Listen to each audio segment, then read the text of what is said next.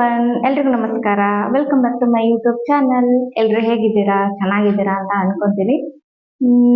ಇವತ್ತಿನ ವ್ಲಾಗ್ನ ಸ್ಟಾರ್ಟ್ ಮಾಡೋಣ. ಅದಕ್ಕಿಂತ ಮುಂಚೆ ನನ್ನ ಚಾನಲ್ಗೆ ಇನ್ನು ಯಾರೆಲ್ಲ ಸಬ್ಸ್ಕ್ರೈಬ್ ಮಾಡಿಲ್ಲ ಅವರೆಲ್ಲ ಸಬ್ಸ್ಕ್ರೈಬ್ ಮಾಡ್ಕೊಳ್ಳಿ. ಬೆಲ್ ಐಕಾನ್ನ ಕ್ಲಿಕ್ ಮಾಡ್ಕೊಳ್ಳಿ. ನಾನು ಯಾವುದೇ ಹೊಸ ವಿಡಿಯೋ ಹಾಕಿದ್ರು ನಿಮಗೆ ನೋಟಿಫಿಕೇಶನ್ ಬರುತ್ತೆ. ಫ್ರೆಂಡ್ಸ್, ಇವತ್ತ ನಮ್ಮ ಪಾಪುಗೆ ಸ್ಕೂಲ್ ರೀಓಪನ್ ಆಗಿದೆ, ಅದಕ್ಕೆ ರೆಡಿ ಮಾಡ್ತಿದ್ದೆ. ಅವನಂತೂ ಬೇಜಾರಲ್ಲೇ ರೆಡಿ ಆಗ್ತಿದ್ದಾನೆ. ಮಾರ್ನಿಂಗ್ ಎಬ್ಸ್ದಾಗ್ಲೂ ಅಷ್ಟೇ, ಮಮ್ಮಿ ನಾನು ಸ್ಕೂಲ್ಗೆ ನಾನು ಹೋಗಲ್ಲ ಅಂತಾನೆ ಹಠ ಮಾಡ್ತಿದ್ದ. ಆದ್ರೂ ಏನೋ ಪೂಸಿ ಹೊಡ್ಬಿಟ್ಟು ಮಾಮ ಅದು ಕೊಡ್ತಾರೆ, ಇದು ಕೊಡ್ತಾರೆ, ಐಸ್ ಕ್ರೀಮ್ ಎಲ್ಲ ಕೊಡ್ತಾರೆ ಅಂತ ಹೇಳಿ ಹೇಗೋ ಒಪ್ಸ್ಬಿಟ್ಟು ರೆಡಿ ಮಾಡ್ತಿದ್ದೀನಿ. ಫ್ರೆಂಡ್ಸ್, ನಾವು ಚಿಕ್ಕವರಿದ್ದಾಗ ನಮಗೂ ಹೀಗೆ ಅನ್ಸ್ತಿತ್ತು ಅಲ್ವಾ? ಹಾಲಿಡೇಸ್ ಅಂತ ಅಜ್ಜಿ ಊರಿಗೆಲ್ಲ ಹೋಗ್ತಿದ್ವಿ, ಮತ್ತೆ ಬರೋಕೆನೆ ಬೇಜಾರಾಗ್ತಿತ್ತು. ಆಕ್ಚುಲಿ ಅದೆಲ್ಲ ನನಗೆ ನೆನಪಾಗ್ತಿತ್ತು ಅವನ ಆ ಥರ ಹಠ ಮಾಡ್ತಿರ್ಬೇಕಾದ್ರೆ. ಹೇಮಲ್ಲು ನನಗೆ ತುಂಬಾ ಅಟ್ಯಾಚ್ಮೆಂಟು. ಇಷ್ಟು ದಿನ ಜೊತೆಲೇ ಇದ್ದ, 2 ಮಂತ್ ಸ್ಕೂಲ್ಗೆ ಹೋಗ್ತಿರ್ಲಿಲ್ಲ, ಏನಿಲ್ಲ, ಆರಾಮಾಗಿ ಆಟ ಆಡ್ಕೊಂಡು ಜೊತೆಲೇ ಇದ್ದ. ಇವಾಗ ಹೋಗ್ತಿದ್ದಾನೆ. ಆಕ್ಚುಲಿ ನನಗೇನೆ ತುಂಬಾ ಬೇಜಾರಾಗ್ತಿದೆ. ಏನಿಲ್ಲ, ಒಂದು 3.5 hours ಇರ್ತಾನೆ ಅಷ್ಟೇನೆ, ಆದ್ರೂ ಬೇಜಾರಾಗುತ್ತೆ ಇಷ್ಟು ದಿನ ಇದ್ನಲ್ವಾ ಅಂತ. ಫೈನಲಿ ಅವನು ರೆಡಿಯಾಗಿ ಆಲ್ರೆಡಿ ಹೋಗ್ತಿದ್ದಾನೆ. ಆಕ್ಚುಲಿ ಡೈಲಿ ಅವನು ಆಟೋದಲ್ಲಿ ಹೋಗ್ತಾನೆ. ಇವತ್ತು ಫಸ್ಟ್ ಡೇ ಆಗಿರೋದ್ರಿಂದ ಪೇರೆಂಟ್ಸ್ ಗಳೇ ಬಿಟ್ಟು ಬರ್ಬೇಕು, ಹಾಗಾಗಿ ನಾವು ಹೋಗ್ತಿದೀವಿ ಅವನ ಜೊತೆ. ಅವನಂತೂ ಫುಲ್ ಖುಷಿಯಲ್ಲಿ ಹೋದ. ಆ ಸ್ಕೂಲಲ್ಲಿ ಏನ್ ಮಾಡ್ತಾನೋ ಗೊತ್ತಿಲ್ಲ.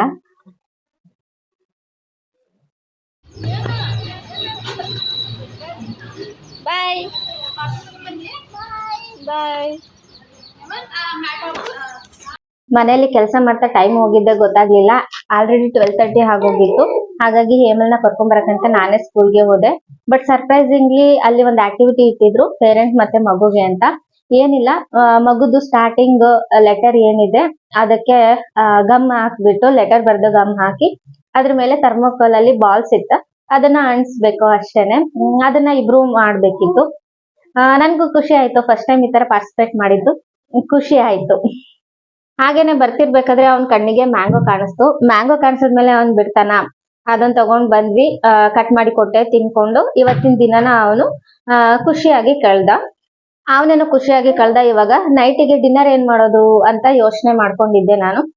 ಬಟ್ ನಮ್ಮ ಮನೆಯವರು ಹೊರಗಡೆನೆ ತರ್ತೀನಿ ಬಿಡು, ಹೋಗ್ಲಿ ಎಗ್ ಬಿರಿಯಾನಿ ತಗೋಬರ್ತೀನಿ ಅಂತ ಹೇಳಿದ್ರು. ನಾನು ಹೊರಗಡೆಯಿಂದ ಯಾಕೆ ತರೋದು, ನಾನೇ ಯಾಕೆ ಟ್ರೈ ಮಾಡಬಾರ್ದು ಅಂತ ಅನ್ಕೊಂಡು ಇವತ್ತ ಎಗ್ ಬಿರಿಯಾನಿ ಮಾಡೋಣ ಅಂತ ಅನ್ಕೊಂಡೆ. ಸೊ ನಿಮ್ಗೂ ರೆಸಿಪಿನ ಇದನ್ನ ಶೇರ್ ಮಾಡ್ತಿದ್ದೀನಿ.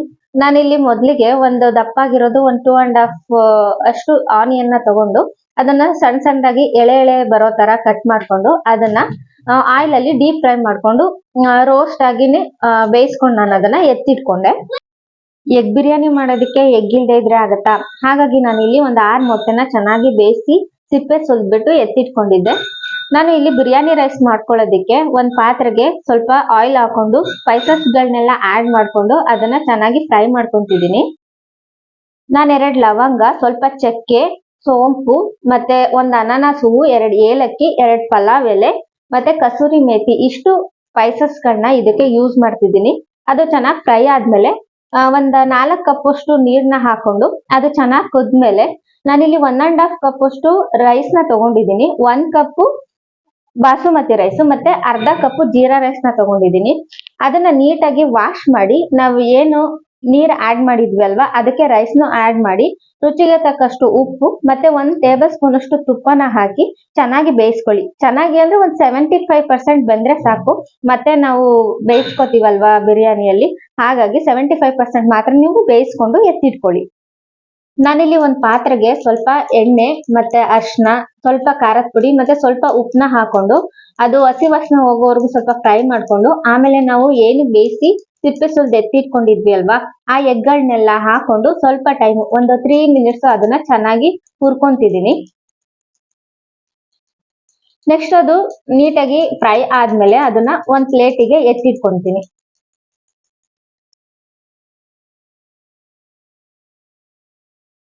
ನೆಕ್ಸ್ಟ್ ನಾನು ಅದೇ ಪಾತ್ರೆಗೆ ಮತ್ತೆ ಸ್ಪೈಸಸ್ ಗಳನ್ನೆಲ್ಲ ಆಡ್ ಮಾಡ್ಕೊಂತಿದ್ದೀನಿ ಫೈನಲಿ ಬಿರಿಯಾನಿ ಮಾಡೋದಿಕ್ಕೆ.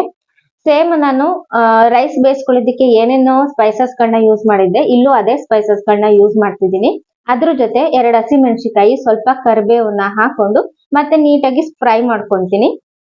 ಆಮೇಲೆ ಇದಕ್ಕೆ ನಾನು ಒಂದು ಮೀಡಿಯಂ ಸೈಜ್ದು ಆನಿಯನ್ ನ ಕಟ್ ಮಾಡಿ ಇಟ್ಕೊಂಡಿದ್ದೆ ಈ ತರ ಎಳೆಯಾಗಿ, ಅದನ್ನು ಸಹ ಹಾಕೊಂಡು ಒಂದ್ ಸ್ವಲ್ಪ ಟೈಮ್ ಅದನ್ನ ಫ್ರೈ ಮಾಡ್ಕೊಂತೀನಿ. ಅದು ಸ್ವಲ್ಪ ಬೆಂದಾದ್ಮೇಲೆ ಅದಕ್ಕೆ ನಾನು ಮೀಡಿಯಂ ಸೈಜ್ದು 2 ನಾನು ಟೊಮ್ಯಾಟೊನ ಹೆಚ್ಚಿಟ್ಕೊಂಡಿದ್ದೆ. ಇವಾಗ ಅದನ್ನು ಸಹ ಹಾಕೊಂಡು ಮತ್ತೆ ನಾನು ಫ್ರೈ ಮಾಡ್ಕೊಂತೀನಿ. ಆಲ್ರೆಡಿ ನಿಮಗೆ ಎಲ್ಲರಿಗೂ ಗೊತ್ತಿರೋ ತರ ಆನಿಯನ್ ಮತ್ತೆ ಟೊಮ್ಯಾಟೊ ಎಲ್ಲ ಸಾಫ್ಟ್ ಆಗಿ ಚೆನ್ನಾಗಿ ಬೇಯಬೇಕು. ಅಲ್ಲಿವರೆಗೂ ಅದನ್ನ ಬೇಯಿಸ್ಕೊತಿದ್ದೀನಿ. ನೆಕ್ಸ್ಟ್ ಅದಕ್ಕೆ ನಾನು ಸ್ವಲ್ಪ ಕೊತ್ತಂಬರಿ ಮತ್ತೆ ಸ್ವಲ್ಪ ಪುದೀನ ಕಟ್ ಮಾಡ್ಕೊಂಡು ಇಟ್ಕೊಂಡಿದ್ದೆ, ಅದನ್ನು ಹಾಕೊಂಡು ಅದ್ರ ಜೊತೆ ನಾನು ಇಲ್ಲಿ ಸ್ವಲ್ಪ ಅರಿಶಿನ ಮತ್ತೆ ಸ್ವಲ್ಪ ಖಾರದ ಪುಡಿ ಮತ್ತೆ ಬಿರಿಯಾನಿ ಪೌಡರ್ನ ಹಾಕೊಂಡು ನಾನು ಅದನ್ನ ನೀಟಾಗಿ ಹಸಿ ವಾಸನೆ ಹೋಗೋವರೆಗೂ ಮತ್ತೆ ನೀಟಾಗಿ ಫ್ರೈ ಮಾಡ್ಕೊಂತಿದ್ದೀನಿ. ನಾವೇನೇ ಅಡ್ಗೆ ಮಾಡಿದ್ರು ಉಪ್ಪು ಹಾಕ್ಲಿಲ್ಲ ಅಂದ್ರೆ ಅದು ಕಂಪ್ಲೀಟೇ ಆಗಲ್ಲ. ನಾನಿಲ್ಲಿ ರುಚಿಗೆ ತಕ್ಕಷ್ಟು ಉಪ್ಪನ್ನ ಹಾಕೊಂತಿದ್ದೀನಿ. ಮತ್ತೆ ಫ್ರೈ ಮಾಡ್ಕೊಂಡಿದ್ವಲ್ವಾ ಆ ಆನಿಯನ್ಸ್ ಹಾಕೊಂಡು ಸ್ವಲ್ಪ 1 ಮಿನಿಟ್ ಅದನ್ನ ಫ್ರೈ ಮಾಡ್ಕೊಂತೀನಿ. ನೆಕ್ಸ್ಟ್ ನಾವೇನು ಎಗ್ನ ಎತ್ತಿಟ್ಕೊಂಡಿದ್ವಿ ಅಲ್ವಾ, ಆ ಎಗ್ನು ಹಾಕ್ಬಿಟ್ಟು ಮತ್ತೆ ಒಂದು 2 ಮಿನಿಟ್ಸ್ ಅದನ್ನ ನೀಟಾಗಿ ಫ್ರೈ ಮಾಡ್ಕೊಂತಿದ್ದೀನಿ.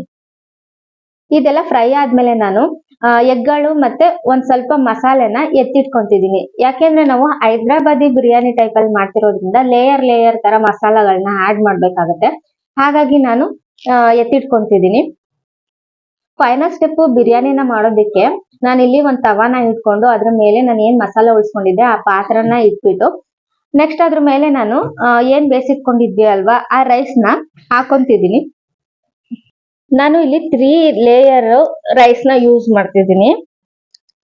ನೆಕ್ಸ್ಟ್ ಅದಕ್ಕೆ 1 ಟೇಬಲ್ ಸ್ಪೂನ್ ಅಷ್ಟು ತುಪ್ಪನ ಹಾಕೊಂಡು ಆಮೇಲೆ ನಾವ್ ಏನು ಫ್ರೈ ಮಾಡಿ ಇಟ್ಕೊಂಡಿದ್ವಿ ಅಲ್ವಾ ಆ ಆನಿಯನ್ಸ್ ಗಳನ್ನ ಹಾಕೊಂಡು ಅದ್ರ ಜೊತೆ ಸ್ವಲ್ಪ ಕೊತ್ತಂಬರಿ ಮತ್ತೆ ಸ್ವಲ್ಪ ಪುದೀನಾನ ಹಾಕೊಂತಿದ್ದೀನಿ.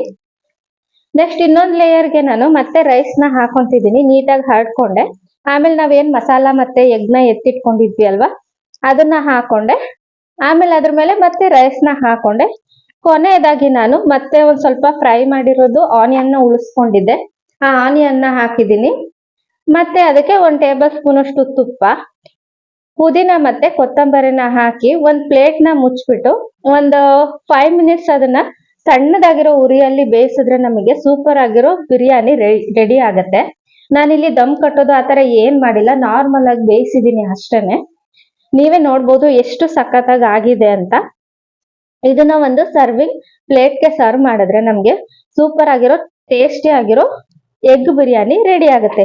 ನಮ್ಮನೇಲಂತೂ ತುಂಬಾ ಇಷ್ಟಪಟ್ಟು ಎಲ್ರು ತಿಂದ್ರು. ನೀವು ಒಂದ್ಸಲ ಟ್ರೈ ಮಾಡಿ. Thank you.